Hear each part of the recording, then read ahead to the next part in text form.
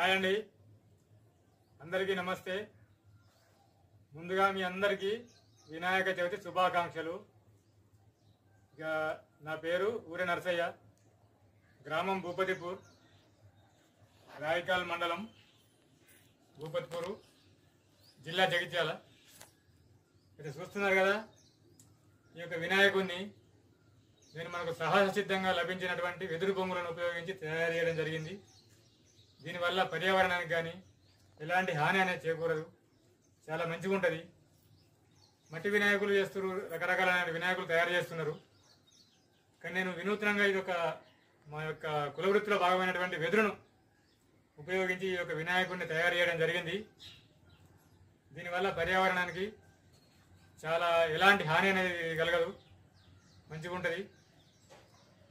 కాబట్టి ఈ మాలాంటి ఒక కళాకారులను ఆదరిస్తారని, ఇవన్నీ కూడా ఈ కళాకృతులన్నీ కూడా నేను చేసినాయి. ఈ కళాకృతులన్నీ కూడా వెదురు బొంగులను ఉపయోగించి చేసినాయి. రకరకాల కళాకృతులన్నీ కూడా వెదురు బొంగులను ఉపయోగించి చేసినాయి. అందులో భాగంగానే ఇప్పుడు ఈ యొక్క వినాయక చవితి సందర్భంగా గణేష్ మూర్తిని చేయడం జరిగింది. నాకు చాలా సంతోషంగా ఉంది. అలాగే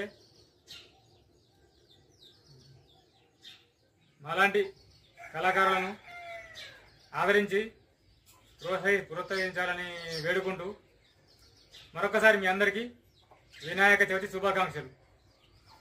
నమస్తే.